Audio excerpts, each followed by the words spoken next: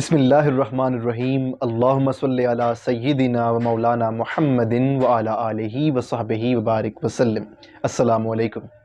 Islam and modern sciences کے عنوان سے اس آخری نشست میں ہم اکنامک سائنسز کے کچھ پوائنٹس کو قرآن و سنت کی روشنی میں کور کریں گے۔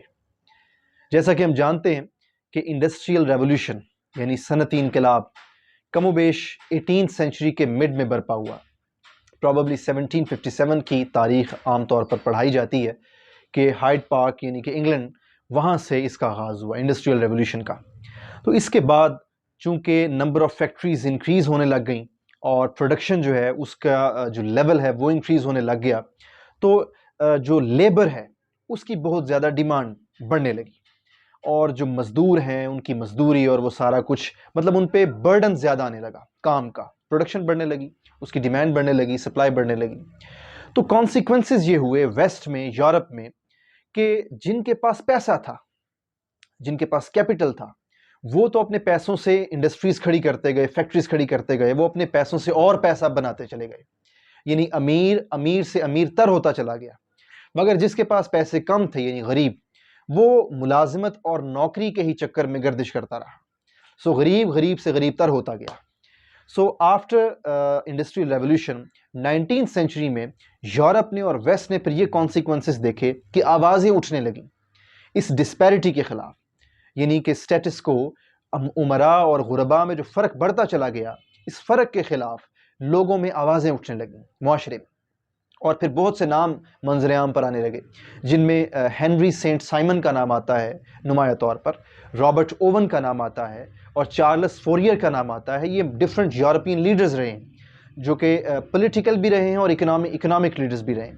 سو انہوں نے پھر اس ڈسپیرٹی کے اگینسٹ بہت سی آوازیں اٹھائیں، مگر وہ نام جس کا میں ذکر کرنے جا رہا ہوں، جس کا تعلق یورپ کی سب سے زیادہ پاپولیشن والی کنٹری جرمنی سے ہے، اس نام کو سب سے زیادہ پاپولیرٹی حاصل ہوئی اور فیم حاصل ہوا، تاکہ آج بھی لوگ اس کے نام کو جانتے ہیں۔ اس کا نام ہے کارل مارکس۔ کارل مارکس نے 1848 میں کیپٹلسٹک سسٹم، یعنی کہ جو سرمایہ دارانہ نظام تھا انڈسٹریل ریولوشن کے بعد سے، سرمایہ دارانہ نظام یہ ہوتا ہے کہ جس کے پاس جتنا پیسہ ہے وہ اتنی انویسٹمنٹ کرے اور اس سے اپنا پیسہ کمائے مزید۔ سو یہ پرائیویٹلی ہر بندہ اپنے کمائی میں، اپنی ارننگ میں آزاد ہوتا ہے کیپٹلسٹک سسٹم کے تحت، اس کو کیپٹلزم کہتے ہیں۔ لیکن کارل مارکس نے کیپٹلزم کے کاؤنٹر نیریٹو کے طور پر سوشلزم یا کمیونزم کا ایک متبادل بیانیہ پیش کیا، اور اس نے کہا کہ کیپٹلزم جو ہے وہ زیادہ پیسے والوں کو اور امیر بنا دیتی ہے اور کم پیسے والوں کو اور غریب کر دیتی ہے، لہٰذا ہمیں سوشلزم یا کمیونزم کا سسٹم لانا ہوگا کہ جس کے تحت تمام پروڈکشن کی مالک ریاست ہو، اسٹیٹ ہو، جبکہ تمام شہریوں کو ریاست یکساں سہولیات دے زندگی کی۔ سو یہ سوشلزم اور کمیونزم کا اس نے ایک نیریٹو پیش کیا، ایک مینیفیسٹو پیش کیا 1848 میں، جس کے تحت فادر آف سوشلزم بھی کہا جاتا ہے کارل مارکس کو۔ حتیٰ کہ کارل مارکس کی جو تھیریز ہیں اس کی کلیکشن کو آج تک جرمنی میں اور ویسٹ میں اور یورپ میں پڑھا اور پڑھایا جاتا ہے، اور اس کو نام دیا جاتا ہے مارکسزم۔ یعنی یہاں سے اندازہ لگائیے کہ مارکس کی تھیریز کو مارکسزم کے نام سے پڑھا اور پڑھایا جاتا ہے۔ سو یہ اس شخص کی اہمیت ہے یورپ میں اور ویسٹ میں۔ اب آئیے ذرا کارل مارکس کی کور تھیریز پر ذرا غور کرتے ہیں۔ کارل مارکس نے ہیومن کانفلکٹس، انسانوں کے درمیان فسادات اور لڑائی جھگڑوں کی دو بنیادی وجوہات بیان کی جو اس کے کور کانسیپٹس ہیں۔ وہ کہتا ہے کہ انسانوں کے تمام کانفلکٹس کی سب سے مین روٹ کاز یہ ہے کہ انسان کو اس زمین پر آزادانہ زندگی گزارنے کا حق حاصل ہے۔ تو چونکہ ہر شخص اپنی زندگی میں، اپنی لیونگ میں فریڈم آف لیونگ کا رائٹ رکھتا ہے، حق رکھتا ہے، سو دوسرا شخص بعض دفعہ ضد میں آ کر اور جیلسی میں آ کر اس شخص سے اس کا یہ حق چھیننا چاہتا ہے، اور ہر دوسرا شخص چاہتا ہے کہ یہ شخص جو پہلا شخص ہے وہ میرا غلام ہو جائے، اس کا حق بھی میں ہتھیا لوں۔ تو چونکہ یہ حقوق کی ہتھیانے کی لڑائی ہے، اس سے جو ہے وہ فسادات شروع ہوتے ہیں۔ سو یہ وہ پہلی ریزن بیان کرتا ہے۔ پھر دوسری ریزن بیان کرتا ہے انسانوں کے کانفلکٹس کے، ہیومن کانفلکٹس کی۔ وہ کہتا ہے کہ چونکہ ہر شخص کو کمانے کی آزادی حاصل ہے، دولت اکٹھی کرنے کی آزادی حاصل ہے، تو اس میں بھی ہر شخص یہ چاہتا ہے کہ میرے پاس دوسرے سے زیادہ دولت ہو، اور ہر شخص جب دولت کے پیچھے حد سے زیادہ بھاگنے لگتا ہے تو وہ اتنا اندھا ہو جاتا ہے کہ وہ دوسروں کے حق چھیننے کو بھی حق چھیننا نہیں سمجھتا، وہ اس کو بھی گناہ یا برائی نہیں سمجھتا بلکہ وہ اس کو بھی اپنا رائٹ سمجھتا ہے. سو یہ بھی فسادات کی دوسری مین اور روٹ کاز ہے.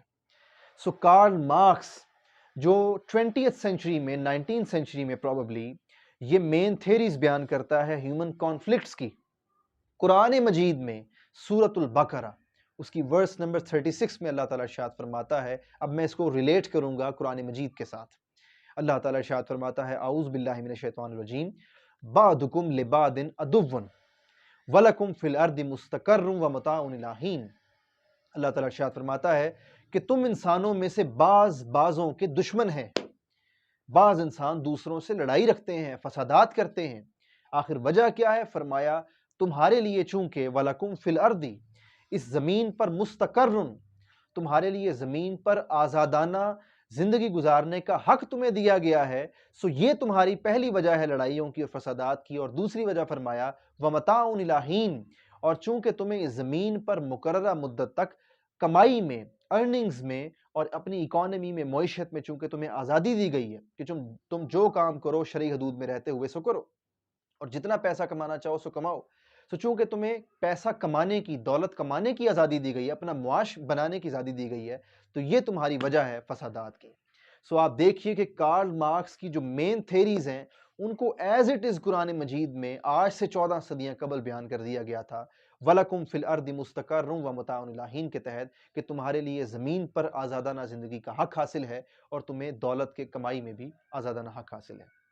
سو یہاں پر اب میں سم اپ کرنا چاہوں گا اور نتیجہ اخذ کروں گا کہ دراصل ہم کوتاہی کہاں پر برت رہے ہیں. ہمارا المیہ بدقسمتی سے آج یہ ہو گیا ہے کہ ہم نے دین اسلام کو محض مسجد کی چار دیواری اور رمضان المبارک کے مہینے تک محدود کر دیا ہے. ہماری نوجوان نسل دین اسلام کو محض عبادات اور رسومات تک محدود سمجھتی ہے. اس میں قصور ہماری نوجوان نسل کا نہیں ہے. وہ تو لمحہ بلمحہ اور سٹیپ در سٹیپ مختلف زندگی کے مراحل میں رہنمائی کے لیے اور اپنے باطن کی تسکین کے لیے وہ صاحبان علم اور دینی نمائندگان کا رخ کرتے ہیں. مگر بدقسمتی سے ہمارے نوجوانوں کو ان دینی نمائندگان سے فتویٰ تو ملتا ہے مگر تقویٰ نہیں ملتا. اور اس میں ہمارا قصور بحیثیت معاشرہ یہ ہے کہ ہم لوگ ان لوگوں سے ایکسپیکٹیشنز وہ ختم کرنے کی بجائے مینٹین رکھتے ہیں. علامہ اقبال نے اسی بات کو آج سے کم و بیش 100 برس پہلے فرما دیا تھا کہ گلا تو گھونٹ دیا اہل مدرسہ نے تیرا. علامہ فرماتے ہیں گلا تو گھونٹ دیا اہل مدرسہ نے تیرا اب کہاں سے آئے صدا لا الہ الا اللہ. اب کہاں سے آئے صدا لا الہ الا اللہ.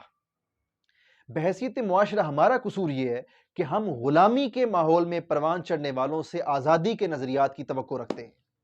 ہم ان لوگوں سے جنہوں نے ساری زندگی عوام الناس سے ڈونیشن یا کسی چندے کی مد میں پیسے لیے ہیں، جنہوں نے ساری زندگی لینا سیکھا ہے، دینا نہیں سیکھا، ہم ان سے دینے کی توقع رکھتے ہیں.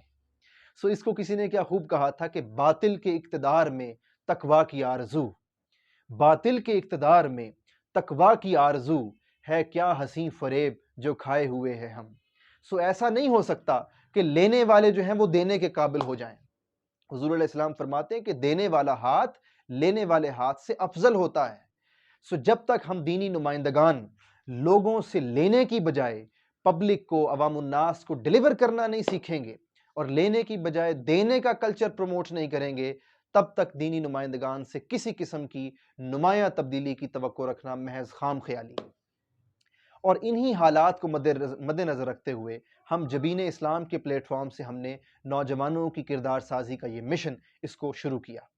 اور کم و بیش 1 سال ہو چکا ہے. ہم نے اپنے قیام سے لے کر آج کے دن تک 1 روپے کی مد میں بھی پبلک سے ڈونیشن نہیں لی. ہم نے کبھی آؤٹ سائڈر سے ڈونیشن نہیں لی. ہماری جبین اسلام کی جو کور ہے، مرکزی ٹیم ہے، ہم تمام ذمہ داران آپس میں اپنے تمام اخراجات مینج کرتے ہیں. سو اللہ تعالیٰ سے دعا ہے کہ اللہ تعالیٰ ہم جبین اسلام کے تمام ذمہ داران کو بھی نوجوانوں کی کردار سازی کے اس مشن میں استقامت کے ساتھ آگے بڑھنے کی توفیق عطا فرمائے، اور ہماری سوسائٹی کے نوجوانوں کو، ہماری یوتھ کو بھی پریکٹیکلی اسلام کو اپنی زندگیوں میں امپوز کرنے اور نافذ کرنے کی توفیق عطا فرمائے. والسلام علیکم.